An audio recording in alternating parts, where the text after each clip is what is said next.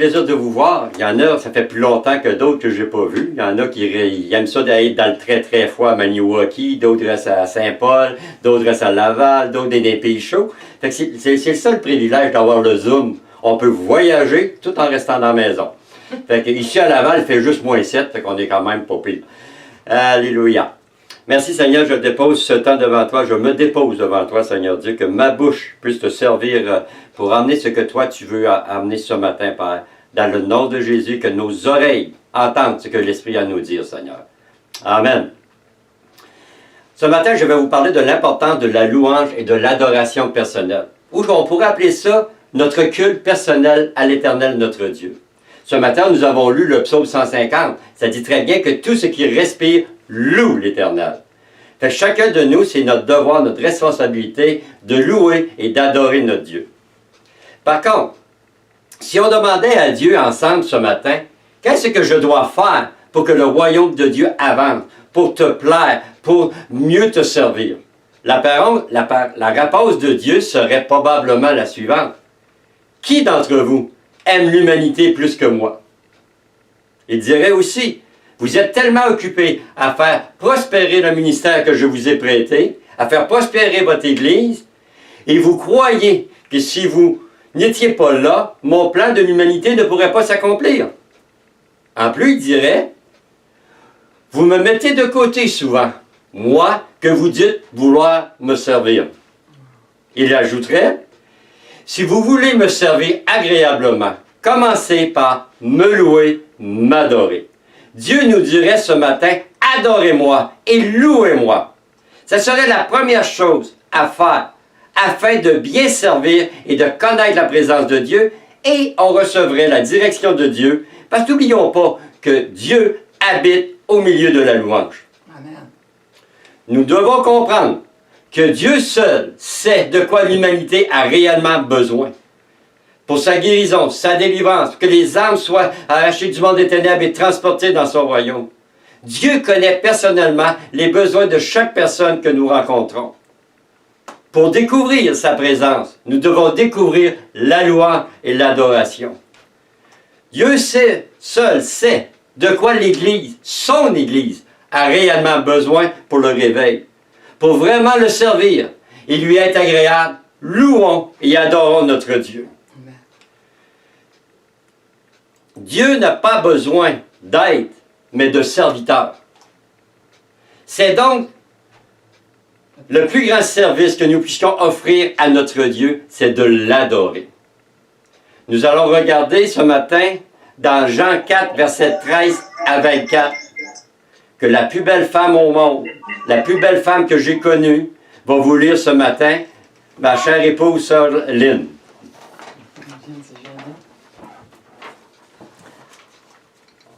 Bonjour.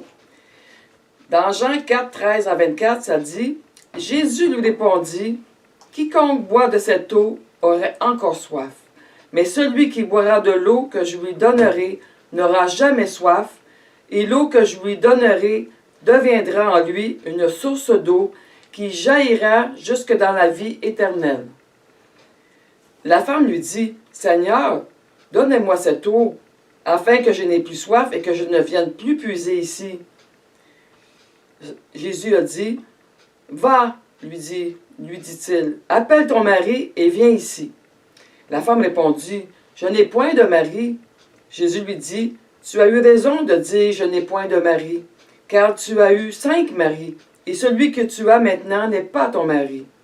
Et cela, tu as dit vrai. Père, nos pères ont adoré sur cette montagne, et vous dites-vous que le lieu où il faut adorer est à Jérusalem. Femme, lui dit Jésus, crois-moi, l'heure vient où ce ne sera ni sur cette montagne, ni à Jérusalem que vous adorerez le Père. Vous adorerez ce que vous ne connaissez pas.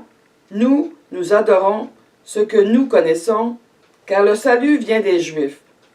Mais l'heure vient, et elle est déjà venue, où les vrais adorateurs adoreront le Père en esprit et en vérité, car ce sont là les adorateurs que le Père demande. Dieu est esprit, il faut que ceux qui l'adorent en esprit et en vérité. Amen. Merci Seigneur de ce texte que nous venons de regarder ensemble ce matin. Mais on pourrait se poser la question, pourquoi adorer? Pourquoi adorer Dieu? Pourquoi louer Dieu? Le principe même de la plupart des religions est d'accomplir des œuvres, des cérémonies, des rituels.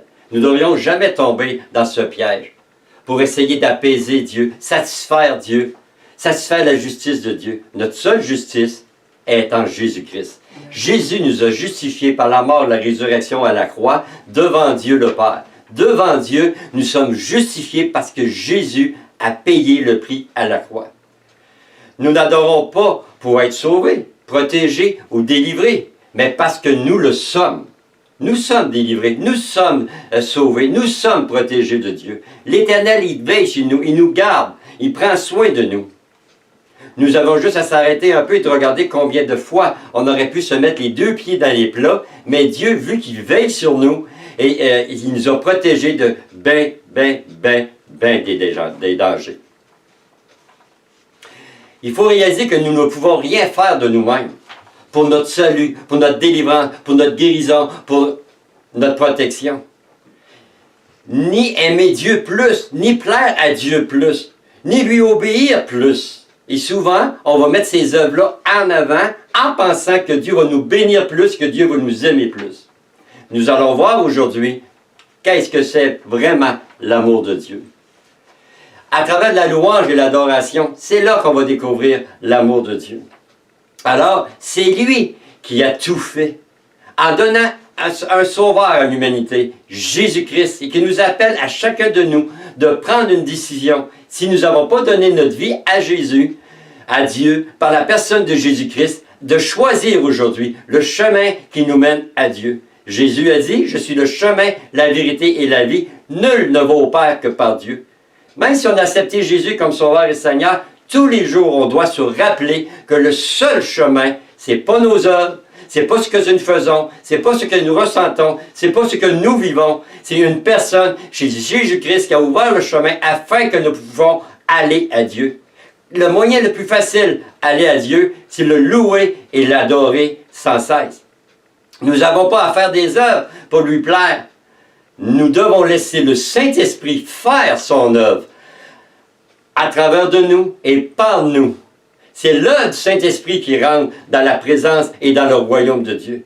Notre première œuvre, si je peux le dire ainsi, est de le louer et de l'adorer, de le glorifier, de le remercier, d'être reconnaissant pour ce qu'il est. Tu vas me dire ce matin, comment je puis le faire? J'ai pas d'orchestre à la maison, j'ai pas un groupe musical, j'ai pas Berlin, j'ai pas sœur X ou frère X qui est là, qui va m'emmener dans la louange. Chacun de nous, nous devons développer un mode de vie de louer et d'adorer Dieu. Quand tout va bien, quand tout va mal, Dieu, lui, ne change pas. Par la grâce que Dieu nous fait, c'est à nous de lui adresser à l'Éternel et à l'agneau présent, de lui adresser nos louanges et les adorations. La louange, il y a 7 aspects spirituels qu'on peut regarder ce matin. 7 aspects importants que si nous prenons le temps de regarder, je vais dire, c'est vraiment important de louer et d'adorer Dieu. Premièrement, la louange est le désir de Dieu. Dieu désire que son peuple, ses enfants, le louent et l'adorent. C'est le désir de Dieu. Il nous a créés pour le louer et l'adorer. Il nous a créés pour être en communion. Il nous a créés pour être avec lui jour après jour, en tout temps, en toutes circonstances. Deuxièmement, la louange est le siège de Dieu. Dieu habite au milieu de la louange. Troisièmement, la louange fervente triomphe du jugement de Dieu. Dans la louange, nous allons découvrir l'amour, la présence, la paix, la sagesse, la connaissance, le discernement, tout ce qu'on a besoin. Si on se met à louer et à adorer notre Dieu, nous allons découvrir toute la grandeur et les bienfaits de Dieu. Quatrièmement, devant l'Éternel, la louange est un mode de remerciement par excellence. Nous pouvons chercher des fois comment arriver puis louer Dieu et le satisfaire. Juste le remercier parce qu'il est Dieu, il est grand, il est merveilleux, il est le créateur de toutes choses. Il est venu nous chercher là où qu'on était. Il nous a emmenés, il nous a fait de nous de ses fils et de ses filles. Il nous a fait de nous des héritiers du royaume de Dieu et des co-héritiers avec Christ. Il a fait de nous, de chacun de nous, des hommes et des femmes qui reçoivent la même chose que Jésus avait, la même communion que Jésus avait avec le Père. Nous pouvons la vivre aujourd'hui sur cette terre et ça se vit à travers de la louange et de l'adoration. Ça peut être quelque chose qu'on devrait mettre dans notre vie en 2021, de louer et d'adorer Dieu plus que toute autre chose. Cinquièmement, la louange brise les chaînes de la captivité. Quand on loue Dieu, on peut recevoir des guérisons, des délivrances, des bénédictions inattendues dans nos vies. La louange fortifie et réconforte le cœur de l'homme. En temps de crise, c'est le temps présentement, on en vit une crise présentement avec le COVID. On en vit une crise présentement avec ce qui se passe dans le monde. Et on ne sait pas de quoi il va être fait demain. Mais pas à travers de la louange, ça va nous garder dans la présence, dans l'amour, dans la présence de ce Dieu si grand, si merveilleux. Et on n'a pas de mots pour décrire comment un Dieu est si merveilleux. La louange, comme un support de la justice divine. Et la louange nous fait découvrir encore de plus en plus tout ce que Jésus a accompli à la croix, afin qu'aujourd'hui, nous vivons dans sa paix, dans sa joie. Le culte qui nous appartient de rendre à Dieu est donc tout simplement l'expression de notre reconnaissance, l'expression de notre cœur envers Dieu, l'occasion de le remercier et de l'exalter de sa grandeur et de ses bontés. Cela est un mode de vie, non une contrainte, ou une méthode encore que les hommes auraient inventée. La louange doit devenir un mode de vie. On ne doit pas se satisfaire de seulement louer Dieu quelque temps le dimanche matin à l'église, ou le mardi soir, ou le mercredi soir pendant nos réunions de prière. La louange doit devenir un mode de vie. La louange doit être quelque chose qu'on se lève ce matin et qu'on a dit « Merci Seigneur, tu es grand, tu es merveilleux, tu m'as encore gardé aujourd'hui pour pouvoir te servir Seigneur, et je vais te louer et t'adorer parce que tu es Dieu, tu es le créateur de toutes choses. » Insistons sur cette différence fondamentale ce matin entre le vrai culte et la religion que les hommes ont inventée. L'homme veut faire et apporter beaucoup de choses en pensant que Dieu le remerciera, en lui pardonnant ses péchés, ou en s'occupant de lui. Dieu va faire de plus grandes bénédictions. Dieu va nous m'utiliser de plus en plus. Plus en plus, je vais investir. Plus en plus, je vais mettre mon programme, mon projet en avant. Dieu va prendre soin de moi. Dieu va me bénir de plus en plus. Dieu va nous bénir si nous devenons un peuple qui garde sa parole, comme qu'on a pasteur Elisa partageait ce matin et dans l'étude cette semaine, qu'on garde son nom, on garde sa parole et que nous devenons des adorateurs et des hommes et des femmes qui vont le louer et l'adorer pour ce qu'il est. Ça peut arriver à des chrétiens qu'on tombe dans ce piège-là, en pensant, faisant beaucoup de projets, en s'impliquant dans tous les domaines dans l'Église, que Dieu va les bénir de plus en plus. Dieu va nous bénir de plus en plus si notre cœur est gardé pur, saint et sans tache et que notre cœur est constamment tourné vers Dieu. Constamment reconnaissant de la grandeur, de la bonté, de tout ce que Dieu a fait et tout ce que Dieu fait dans nos vies devrait nous emmener à le louer, à l'aimer de plus en plus que toute autre chose. Nous devrions réaliser, il est important de noter que l'amour de Dieu n'est pas la réponse à notre amour. Mais Dieu nous a aimés nous a aimés le premier, même avant la fondation du monde. On le lit. Maintenant, on doit le mettre en pratique. Jacques le dit bien dans sa parole. Ne vous bornez pas seulement à le lire, mais mettez-le en pratique. Décidons ce matin que Dieu m'a aimé le premier, tel que j'étais. On était sales, pourris, on vivait dans la cochonnerie. Dieu nous a aimés avant tout ça. Amen. 1 Jean 4, 19 dit, « Pour nous, nous l'aimons parce qu'il nous a aimés le premier. » 1 Jean 4, 10 nous dit bien, « Et cet amour consiste non point en ce que nous l'avons aimé, mais en ce qu'il nous a aimés et a envoyé son Fils comme victime expiatoire pour nos péchés. » Ceci doit être une réalité quotidienne dans nos vies. Que Dieu m'aime. Point final. C'est précisément ce qui rend Dieu inconditionnel.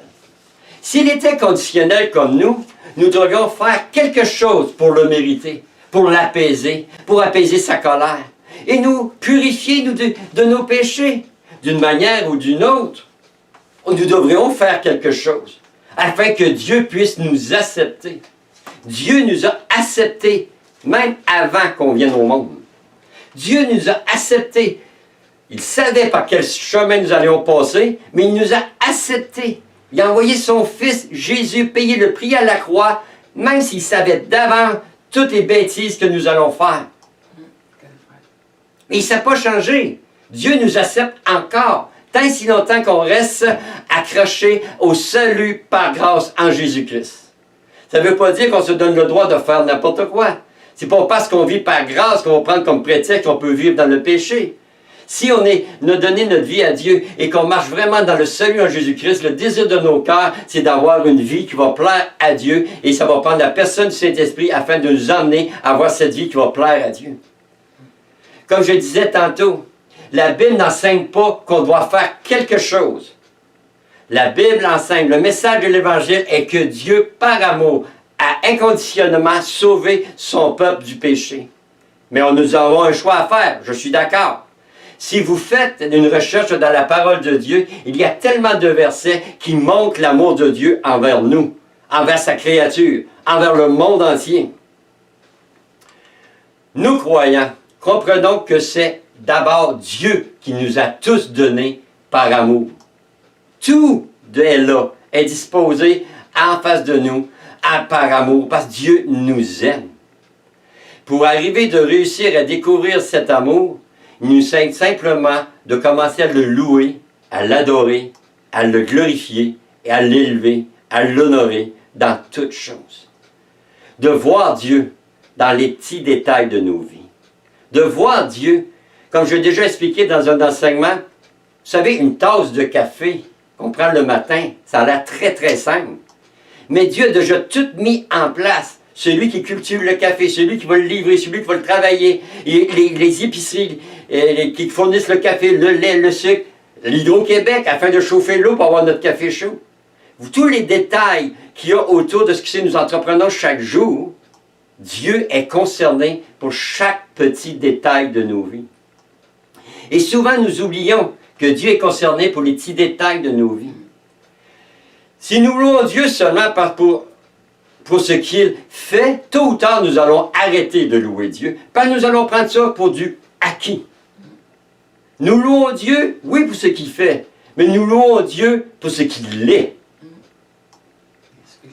Notre amour qui s'exprime en louange, en adoration, n'est pas juste une réponse simplement, est l'expression de notre cœur. Est l'expression de notre cœur. On est capable de louer Dieu parce que Dieu nous a choisis. Dieu nous a aimés le premier. Dieu a décidé que chacun d'entre nous, il mettait tout son amour, toute sa compassion en nous.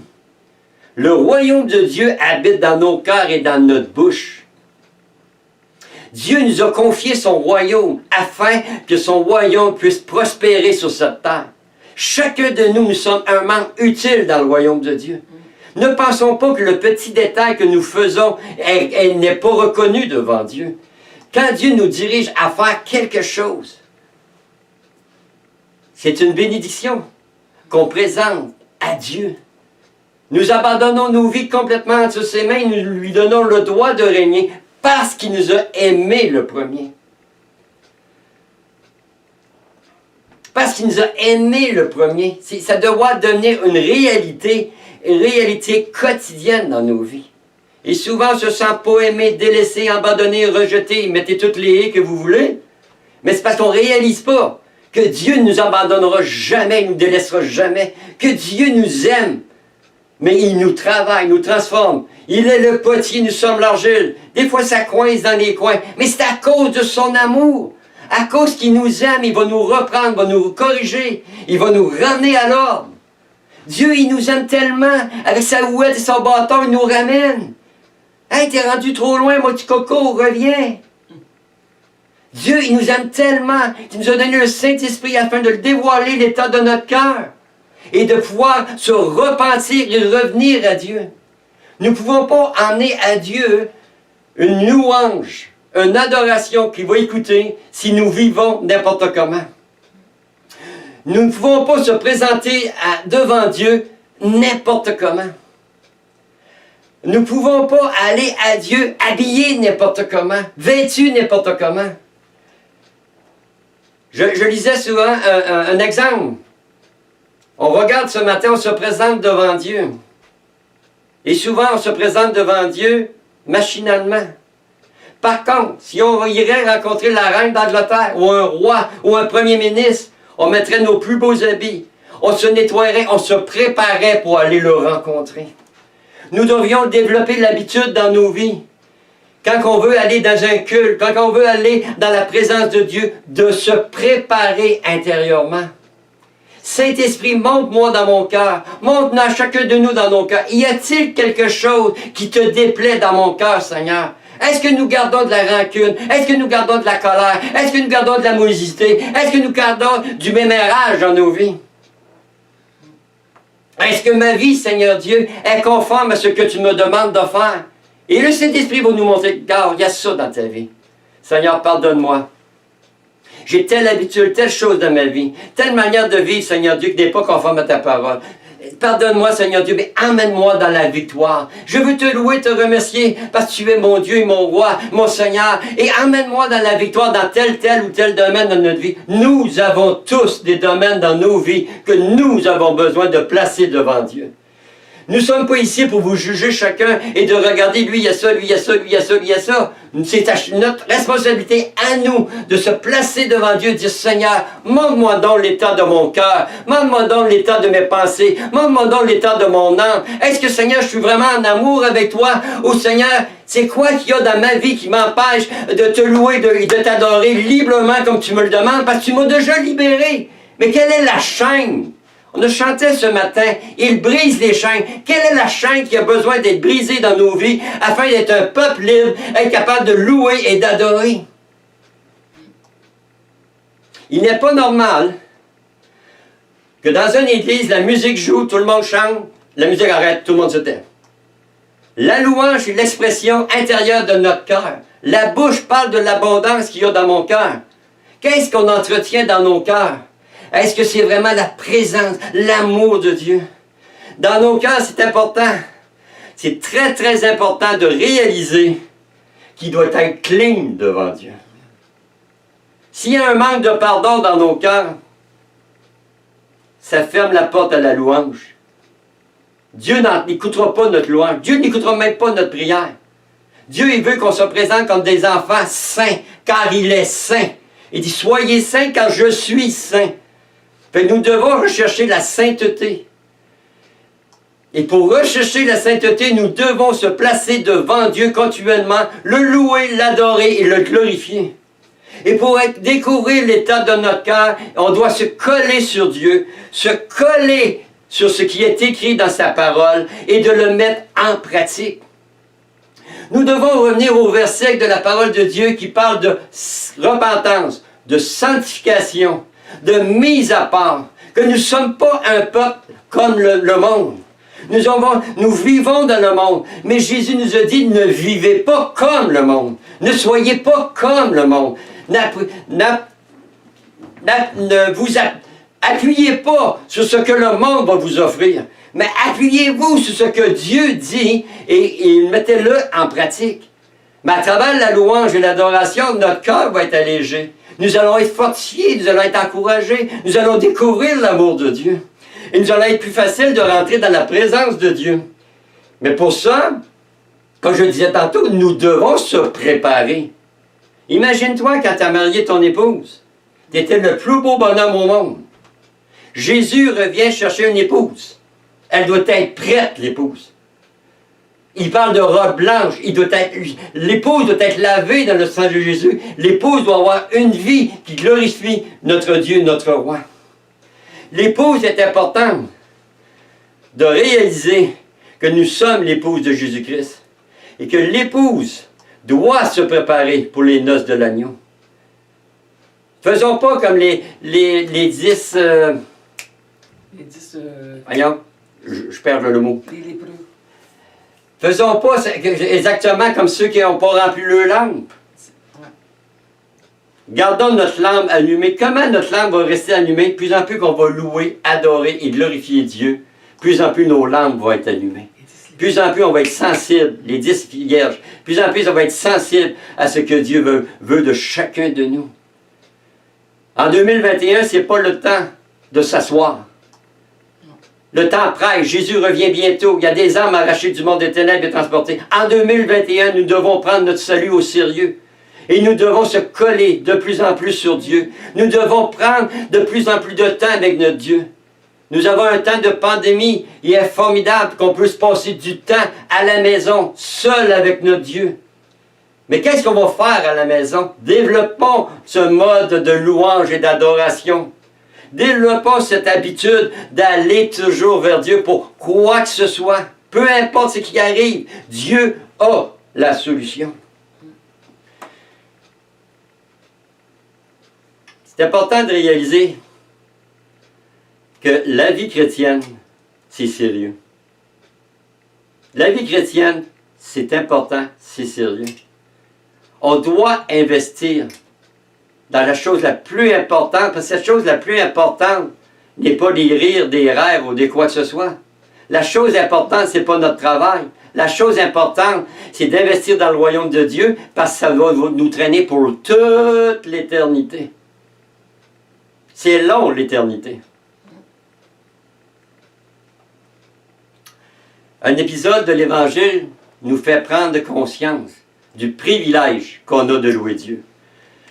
On va commencer Luc 17 à partir du verset 11. Nous allons commencer à lire. Jésus se rendant à Jérusalem. Il y a des mots dans la Bible qui sont durs à lire. Hein? Pourquoi il n'a pas dit Jésus se rendant à Laval? Moi, ça me semble plus facile à lire. Jésus se rendant à Jérusalem passait entre la Samarie et la Galilée. Comme il entrait dans un village, 10 lépreux vinrent à sa rencontre, se tenant à distance.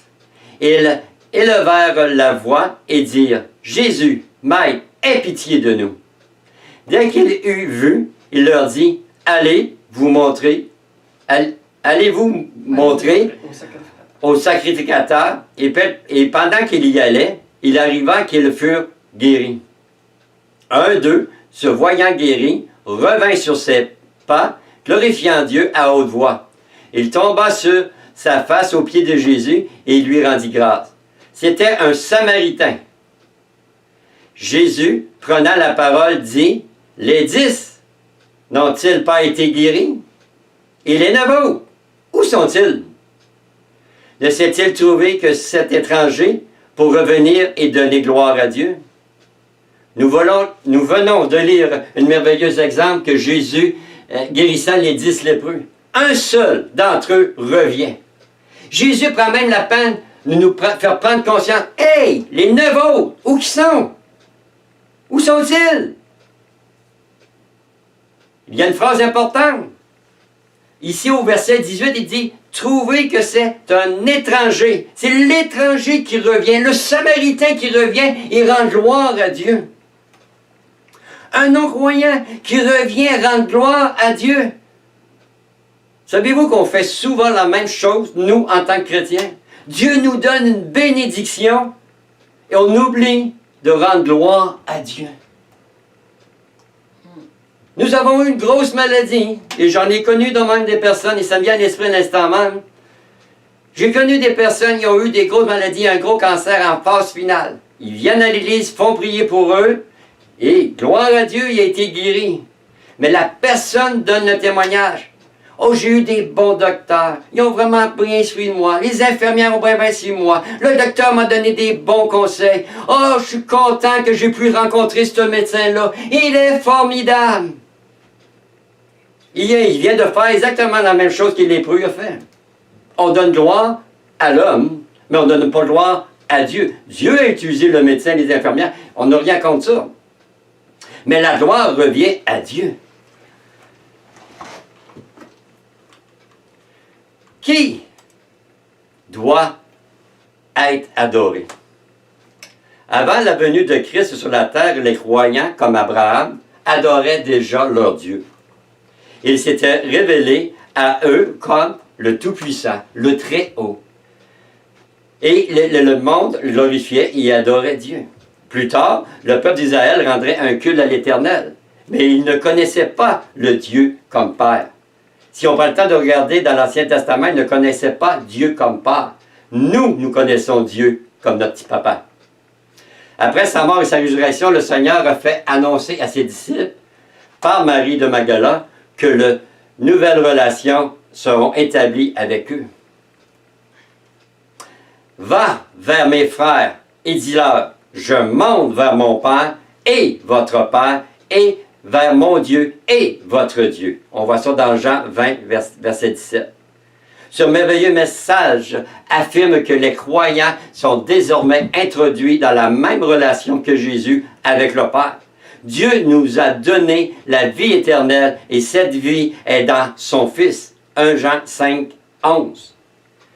Du fait de l'ascension de Jésus au ciel, où est assis à la droite de Dieu, le Saint-Esprit est donné aux croyants. À tous les croyants, pas seulement aux pasteurs, aux leaders, aux anciens, à tous les croyants. Chaque personne qui a accepté Jésus comme Seigneur et Sauveur, vous avez avec vous la personne du Saint-Esprit qui habite en vous. Nous devons lui laisser la place au Saint-Esprit. Dans tout ce que nous entreprenons, à travers la louange et l'adoration, demandons au Saint-Esprit de nous diriger dans la louange et dans l'adoration.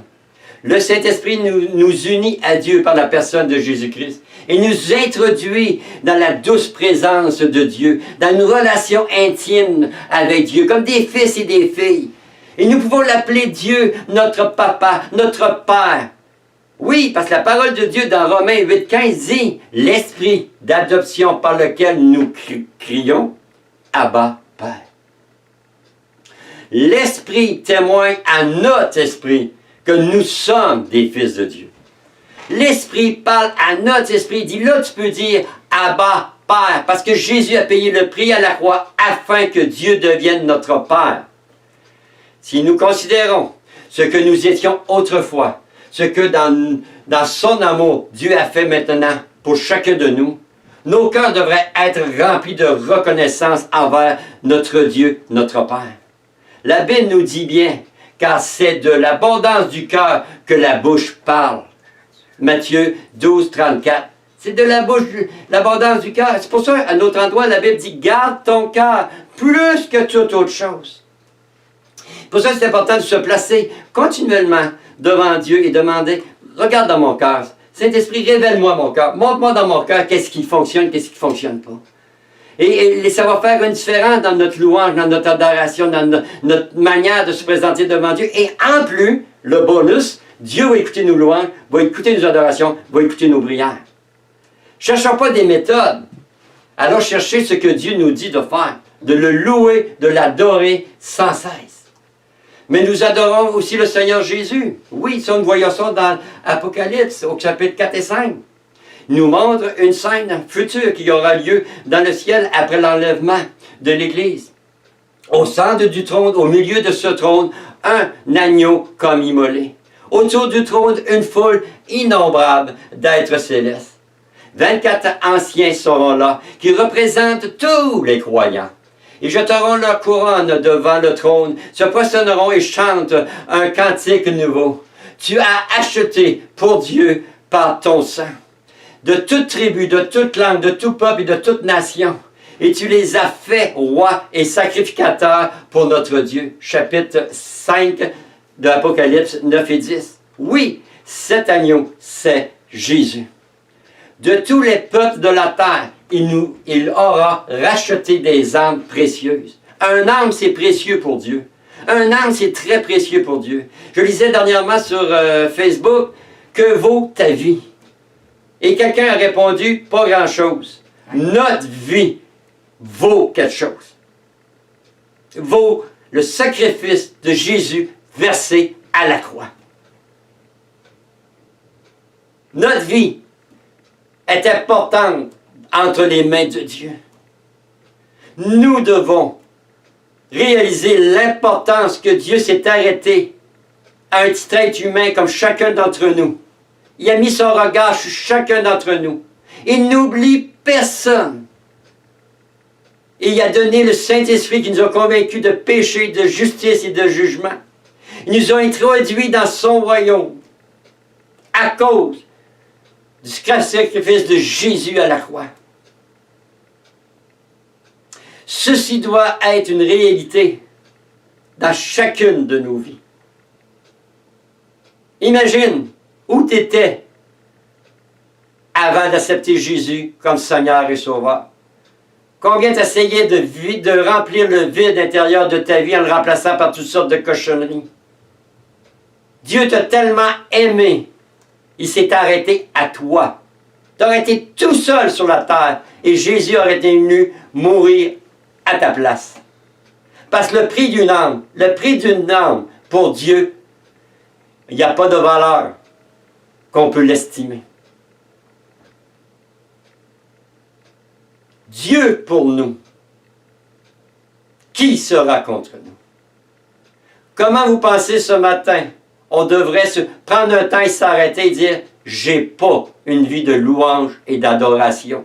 Je déshonore mon Dieu en regardant mon petit nombril, à ce qui se passe autour de moi, et ne m'arrêtant pas devant ce Dieu, ce roi si merveilleux.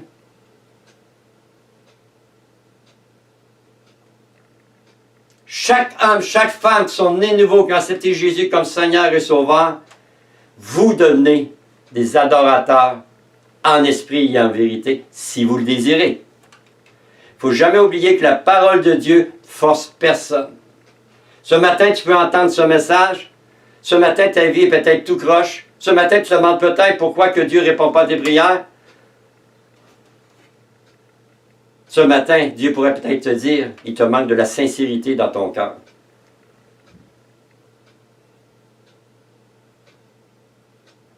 C'est important ce matin, ce message que Dieu a déposé dans mon cœur, de prendre le temps de le réaliser.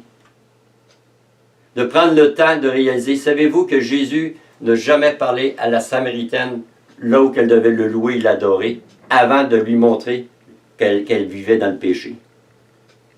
Jésus veut faire la même chose avec nous. T'as beau chanter des chants, lever les mains, crier au fort, mais Jésus, avant toute chose, le Saint-Esprit va te montrer l'état de ta vie devant Dieu. Le royaume de Dieu, la vie chrétienne, ton salut, c'est quelque chose d'important.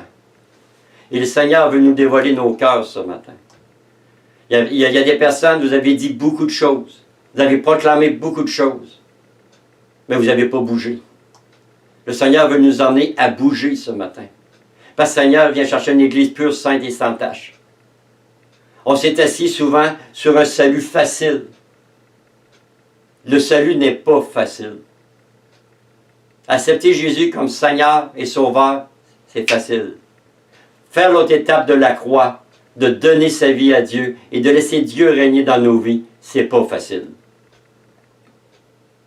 C'est facile de voir que notre vie n'est pas complètement dans que nos vies n'appartiennent pas complètement à Dieu. On a juste regardé à travers la pandémie comment plusieurs chrétiens partagent des choses anti-bibliques sur l'Internet. Comment de chrétiens ils chialent, ils critiquent, ils murmurent pour ce qui arrive. C'est un temps qui est prévu par Dieu afin de pouvoir amener les vrais adorateurs, les vrais qui veulent marcher dans le royaume de Dieu, à se coller sur Dieu et devenir des instruments entre leurs mains. Le Seigneur m'avait montré, il y a 3 ans, qu'il allait envoyer le vent du Saint-Esprit sur la province de Québec, qui allait nettoyer les églises, qu'il allait y avoir des églises qui allaient fermer, qu'il y allait des pasteurs que Dieu allait enlever, parce que les pasteurs ont décidé de prendre la gloire pour eux, au lieu de servir Dieu, ils se servent de Dieu pour eux autres mêmes. Et dernièrement, j'ai reçu une prophétie d'une personne au bout du monde qui a exactement la même prophétie. Dieu s'apprête à nettoyer son Église. Et dans les prophéties, Dieu dit, reviens à moi. Repentez-vous, mon peuple, et revenez à moi. Et dans la prophétie, le Seigneur montrait que tu crois pas la prophétie, ça va arriver, parce que la Bible, c'est un livre prophétique. Et le Seigneur montrait dans la prophétie que le temps est venu de cesser de jouer à l'Église et de laisser la place au Saint-Esprit. Et laisser la place au Saint-Esprit dans tous les domaines de nos vies, incluant la louange et l'adoration, incluant notre vie quotidienne avec Dieu. Comment, à chaque matin, on se lève, va faire la différence qu'on se rapproche ou qu'on s'éloigne de Dieu.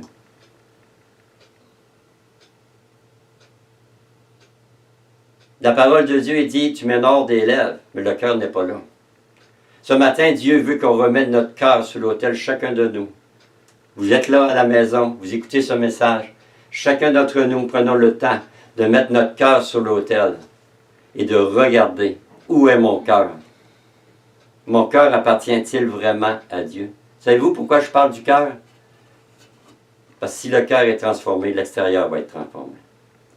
Arrêtez de vouloir transformer l'extérieur. Fais pas ceci, fais pas cela, va pas ci, va pas là. Commençons à vouloir demander à Dieu de transformer l'intérieur. Dieu nous amène à se sanctifier. Dieu nous amène à la repentance. Dieu nous amène à être un peuple mis à part pour lui. Ce matin, Dieu s'adresse à chacun d'entre nous. Parce que nous avons, comme j'ai dit tantôt, tous des choses à placer sur l'autel. Dieu demande des hommes, recherche des hommes et des femmes qui vont être sérieux avec lui.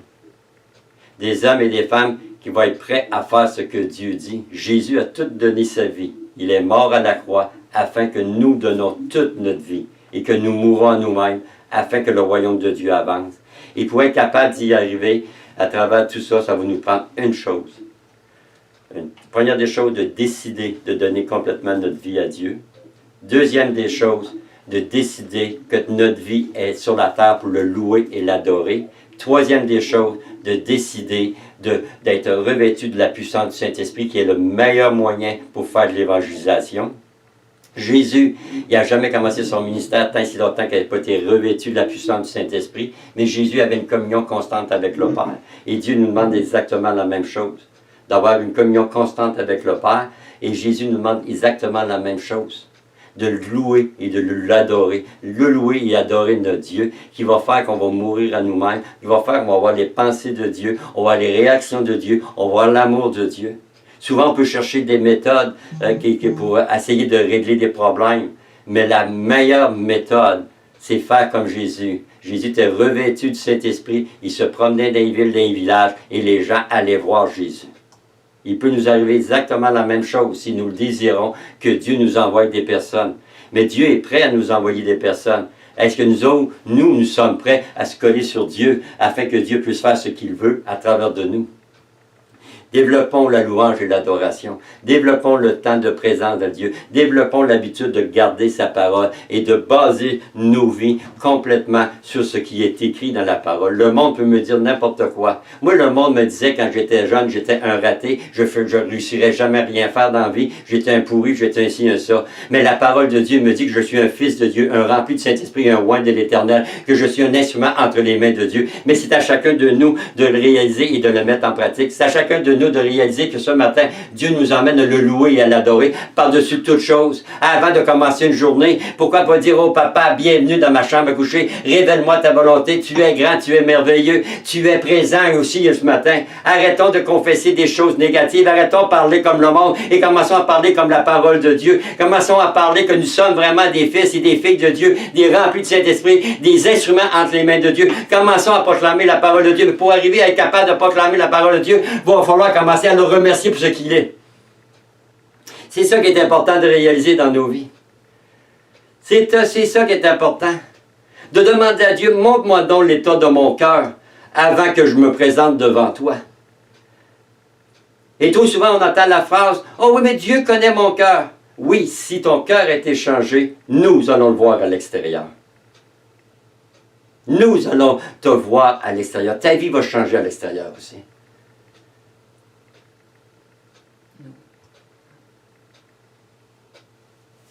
Si tu t'es laissé surprendre par le mal, ou tu as accepté dans ta vie des enseignements qui n'étaient pas bibliques, si tu t'es laissé tenter par quoi que ce soit, ce matin, c'est le temps de mettre ta vie sur l'autel. C'est le temps de demander pardon à Dieu.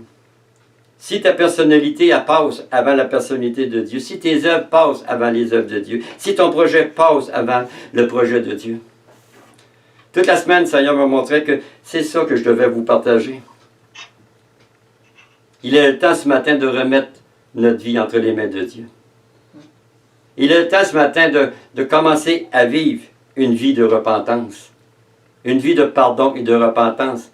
C'est une vie continuellement à tous les jours. Tous les jours, la parole de Dieu dit, confesse ses péchés à Dieu, il est fidèle et juste pour les pardonner.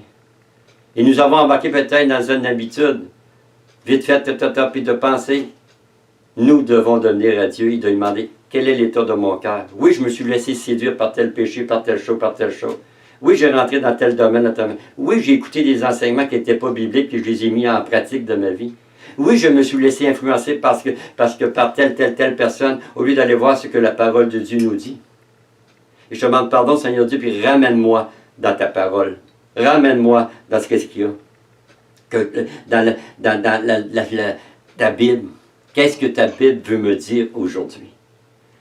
Oui, on s'est tous laissés influencer par quoi que ce soit. Mais nous devons prendre la parole de Dieu.